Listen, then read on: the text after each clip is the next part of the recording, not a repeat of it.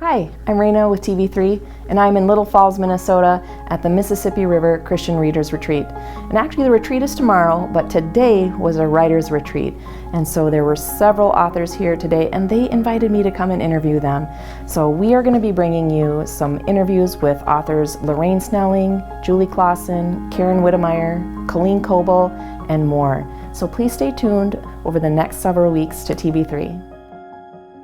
Hi, I'm Joyce. And I'm Mandy. We're a mother-daughter team. And together we decided to do the Mississippi River Readers Retreat. We knew that Gabrielle Meyer was doing a writer's retreat prior to it, and we figured what a way to end the retreat is to bring in readers and let them meet all of those wonderful authors. Yep, so about 2 years ago we met with Gabe and talked about doing this readers retreat, and we had it scheduled for 2020, and as everyone knows that most of 2020 plans got canceled or postponed, and so we had a full slate of authors ready to go for 2020, and then we ended up postponing until 2021. And now we have a little bit different group of authors, but we actually have more than we originally planned on having, which is so exciting for us. And we have 100 readers coming in for this event as well.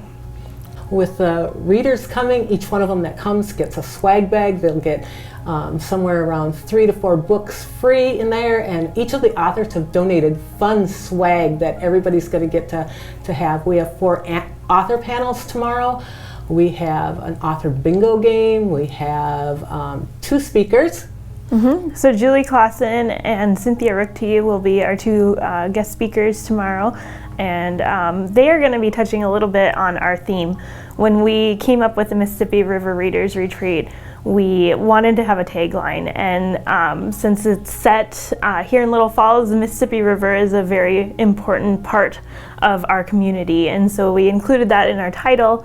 But then when we came up with our tagline, it was where faith and fiction flow. So incorporating the river into the flowing of it. But what Christian fiction authors do is taking that fiction and their faith and combining it, and it flows beautifully through their words. And so it was very important for us to have that as our grounding and be what our whole retreat is centered around. And so our 2 speakers will also be touching on that tomorrow. And it's been fun to watch how the readers have just gotten so excited about meeting these authors and connecting with them. And so we're going to do some fun things throughout the day so that the readers all get a chance to sit with different authors, talk to them, question them, not just from the point of the panels or from the front, but have the author sitting at each table with them so they can chat with them and talk to them and get to know them as people, to see where the heart of those stories come from,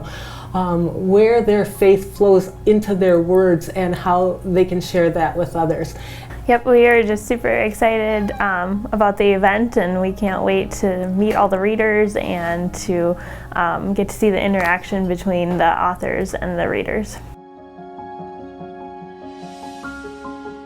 Well, we have Kimberley Woodhouse with us right now. Kimberley, thanks for joining me today. Thank you, Raina. Yeah, so tell us a little bit about yourself. Well, the most exciting thing right now is that I just became a Nana. I'm a grandma for the first time. Our first grandchild was just born in June.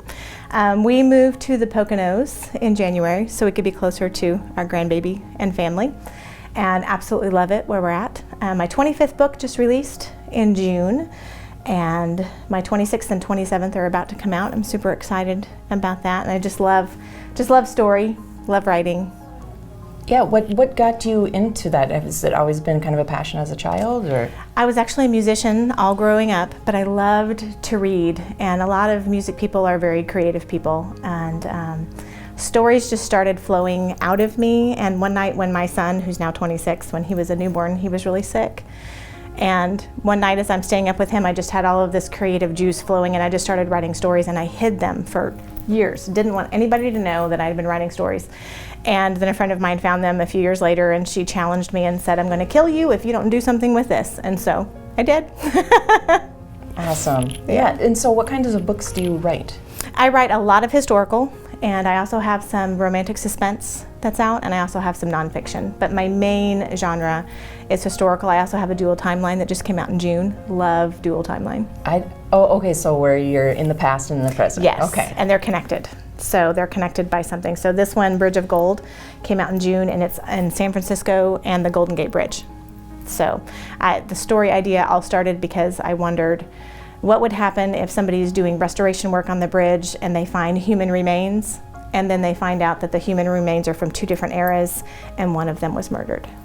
Wow, that sounds, I love that. I actually have never really read a dual timeline book, so I'm excited to look at that. Yeah, it's really fun because if you like both genres, contemporary and historical, it's fun to have them woven together. Yeah. Oh, great. And then I saw that you also co-author some books. I do, yeah. How does that process work? It's a fun process. I've written several with my daughter, and that was a different process because as mother and daughter, we write together, and we're in sync. And she was a teenager when we did it. She was the youngest published full-length novelist from a royalty-paying publisher when our first book together came out. And she wrote the teen POVs, so all of the scenes that were in the young people's heads, and I wrote all the adults. But I write with Tracy Peterson every year, and we have a little bit different process. She's got 120 something books out. She is absolutely amazing and has been a dear friend for many years. And when she asked me to write with her, I just about fell off my chair. I was like, really, me? But we brainstorm the whole thing together, and then we write a really long synopsis, and we will go back and forth and back and forth and back and forth, and we'll insert all of our ideas, and then we make it really clean, make it nice. I write the whole first draft. I send it to her, and then she sprinkles in what I call her brilliance, throughout the whole story. And then I edit at that point, and we'll go back and forth, and then we turn it in. So nobody can tell who wrote what in those books.